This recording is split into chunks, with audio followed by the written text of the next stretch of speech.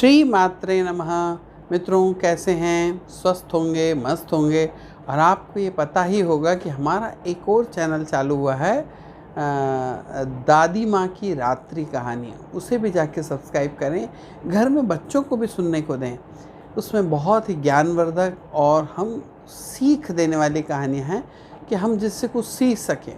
और आजकल की जो प्रथाएं हैं, एकल परिवार के कारण दादी नानी, घर के बड़े बुजुर्ग लोग अलग रह रहे हैं और एकल परिवार में माता पिता और बच्चे अलग रह रहे हैं, तो वो आनंद नहीं मिल पाता। वो जो कहानियाँ जो हमारे दादा दादी, हमारे बुजुर्ग, हमारे माता पिता हमको सुनाते हैं, वो बच्चों तक नहीं पहुंच पा रही है। परंपरा को जीवित रखने के लिए हमारे बुजुर्गों द्वारा बताई गई सुंदर सुंदर कहानियाँ जो हमको कुछ ज्ञान देती है, ऐसी कहानियों का भंडार है इस चैनल पे। ज़रूर जाके सब्सक्राइब करें। आज हम जिस विषय पे बात कर रहे हैं मित्रों, जिस प्रकार से हमारे शरीर है, हमारे शरीर के अंदर में ऐसे पॉइंट्स हैं, ऐसी जगह जिससे अनुग्रह, भगवान की जो ऊर्जा है, ईश्वरीय देन है, आशीर्वाद है, वो हमारे शरीर के अंदर चला जाता है, कैप्चर हो जाता है, ले लेता है, उसको एब्जॉर्ब कर लेता है, और जो हमारे सातों चक्रों को एनर्जी को फ्लो करता है। वह पॉइंट, वो चक्र कहाँ है? बॉडी के वैसे बहुत सारे हिस्से ऐसे हैं जहाँ से हमारे शरीर की ऊर्जा निकलती है। जैसे उंगलियाँ, हमारी उंगलियाँ हैं, ये नुकीली हैं, इनसे हमारे शरीर की ऊर्जा निकलती रहती है, निरंतर निकलती रहती है। वैसे ही हमारे शरीर का जो कोई भी हमारे गुरुजन है, हमारे जो हमारे बड़े हैं, जब हम उनका आशीर्वाद लेते हैं तो उनके पैरों के ऊपर में अपना मस्तक रख के लेते हैं, तो उनका जो राइट पैर है, सीधा पैर का जो अंगूठा होता है, उस ये अंगूठे के जो नाखून है, नाखून के जो पीछे वाला जो भाग है ना, वहाँ पे उनके सतगुण रहते हैं। सतगुण कह रहा हूँ, राइट पैर के सतगुण रहते हैं। तो इसलिए जब बड़े महात्मा, संत महात्माओं के भी हम पैर का प्रक्षालन करते हैं, तो सीधे पूरा पैर न भी धो पा रहे हों, तो ठंड का समय है और आपने ठंडे ठंडे पानी से धो दिया, तो ऐसा ना हो, उनको भी तकलीफ़ ना हो, तो कम से कम सीधे पैर का जो अंगूठा होता है उसको जल से प्रक्षालित कर दिया, धो दिया जाता है। तो पैर धोने का ही पूरे फल की प्राप्ति होती है, क्योंकि उनकी जो पूरी सात्विक ऊर्जा जो है, उनकी साधना की ऊर्जा, वो पैर के नाखून के जो अंगूठा होता है उसके पीछे वाले भाग में यहाँ पर होती है। अब आप सोचेंगे कि पूरी दुनिया में हमारे एक ऐसी नाड़ी है, एक ऐसा है जो केंद्र होता है जिसको पुरुष नाड़ी कहते हैं। अब आप बोलेंगे पुरुष नाड़ी का मतलब पूरी दुनिया में तो लाखों करोड़ों की संख्या में पुरुष हैं, लेकिन पुरुष नाड़ी एक्टिव नहीं है। एक्टिव होना चाहिए। पुरुष नाड़ी हमारे शरीर के एक भाग में रहती है, और वह है हमारी सीधी आँख। राइट हैंड जो है, उसकी आँख के अंदर में नीचे में वो पुरुष नाड़ी होती है। समझें कि वो अगर एक्टिव हो जाए तो इंसान पुरुषोत्तम हो जाता है। भगवान राम पुरुषोत्तम, पुरुषों में जो उत्तम है उसको प्राप्त हो जाते हैं, जिनसे बहुत सारी शक्तियाँ, बहुत सारे विचार, बहुत सारी चीज़ अपने आप एक्टिव हो जाती है। तो हमारी आँख, जो राइट आँख है, उसके नीचे वाले भाग में यहाँ पर वो पुरुष नाड़ी होती है। वो स्त्री और पुरुष दोनों में वो नाड़ी राइट हैंड में, ऐसा नहीं होता है कि स्त्रियों के उल्टे आँख में होगी या पुरुषों के सीधे हाथ में होगी, ऐसा नहीं है। वो हर जीव यानी मनुष्य जो है, उसकी सीधे आँख के नीचे वाला जो भाग है, यहाँ पर आँख में पुरुष नाड़ी होती है। तो आपने गौर करा होगा, जब आप अपनी बेटियों का कन्यादान करते हैं, तो कन्यादान के समय आप पैर बेटी के पढ़ते हैं, तो ऐसा नहीं पढ़ते हैं, यानी लेफ़्ट हैंड से लेफ़्ट पैर और लेफ़्ट हैंड से राइट पैर और राइट हैंड से लेफ़्ट पैर, ऐसा पढ़ते हैं। लेकिन ऐसा नहीं करते हैं। जब आप कन्यादान करते हैं तो राइट पैर से, राइट हैंड से राइट पैर और लेफ़्ट हैंड से लेफ़्ट पैर, ऐसा हाथ को इस प्रकार रख के आप कन्यादान के लिए पैर पढ़ते हैं। वैसे ही, क्योंकि हमको सीधे हाथ से सीधा और उल्टे हाथ से उल्टे पैर का ही चरण स्पर्श करना चाहिए।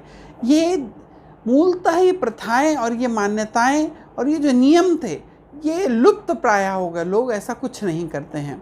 जब हम भगवान के सामने नीचे ही माथा टेकते हैं तो हमारे को अपनी सूर्य जो उंगली है इसके ऊपर में अंगूठा ऐसा रख के और इस प्रकार से भगवान के पैर का चरण का स्पर्श करना चाहिए, जिससे उनकी जो ऊर्जा वहाँ पे बनी हुई है वो हमारे ऊपर में उसका वर्षा होने लग जाए, हम उसे ग्रहण कर सकें। अब जो पुरुष नाड़ी है उससे हम वो ऊर्जा को कैसे ग्रहण करें, तो उसका भी एक तरीका है। जब आप अपने देवी देवता के अपने कुल देवी के मंदिर में जाते हैं ना, तो आप अपनी आँख से पहले आप उनका चरण देखते हैं, उनके नाभि देखते हैं। उसके बाद जब उनका आप चेहरा देखते हैं तो उस चेहरे में आपको उनकी सीधी आँख को देखना चाहिए। उल्टी आँख को छोड़ के आपका पूरा केंद्र जो है भगवान की ईश्वर की विग्रह के सीधी आँख पे होगा। यानी सीधी आँख से जब आप राइट आई से राइट देखते, लेकिन हम अपनी एक आँखों को अलग अलग दृष्टि नहीं दे सकते।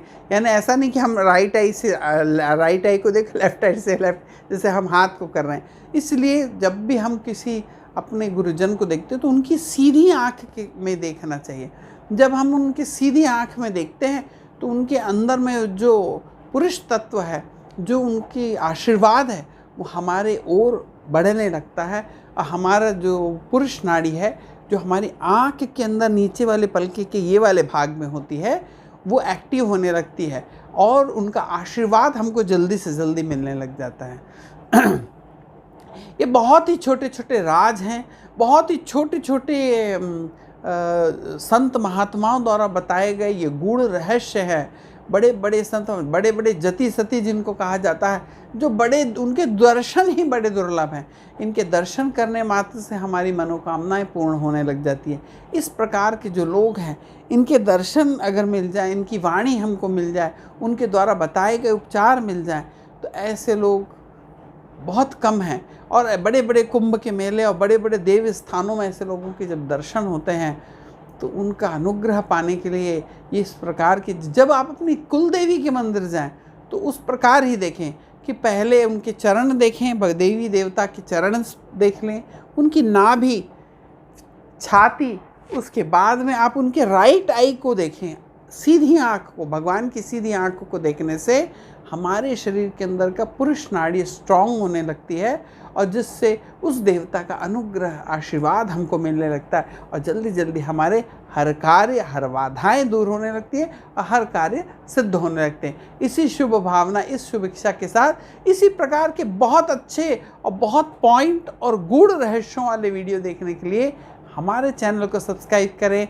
हमारे तीनों चैनल, आचार्य मनोज त्रिवेदी, ब्रिज राज रानी त्रिवेदी और दादी माँ की रात्रि कहानी, तीनों ही चैनलों को सब्सक्राइब करें। इसमें आपको एक से एक वीडियो में आपकी जीवन से संबंधित बहुत सारी समस्याओं के और वो चीज़ें आप कर रहे हैं जिसका सही तरीका ना पता हो, वह सब चीज़ों के बारे में बहुत अच्छे अच्छे वीडियोस ऑलरेडी मेरे यूट्यूब चैनल के ऊपर में मोटिवेशनल वीडियोस हैं और वास्तु के बहुत सारे वीडियो हैं, एस्ट्रोलॉजिकल बहुत सारे वीडियो हैं, जड़ियों से संबंधित, पौधों से संबंधित और ना जाने बहुत से प्रकार के हमारे पूजा पाठ के मंत्रों से संबंधित, मुद्राओं से संबंधित बहुत सारे वीडियो ऑलरेडी है। और इन सभी वीडियोस को देखें, अपने जीवन की छोटी छोटी समस्याओं को, कभी कभी ये होता है कि लोग कहते हैं कि हमारी ये समस्या ये करने से नहीं हुई, ठीक नहीं हुई, क्योंकि हर व्यक्ति का तत्व अलग है, तासीर अलग है। तो हो सकता है वही समस्या आपके दूसरे उपचार कर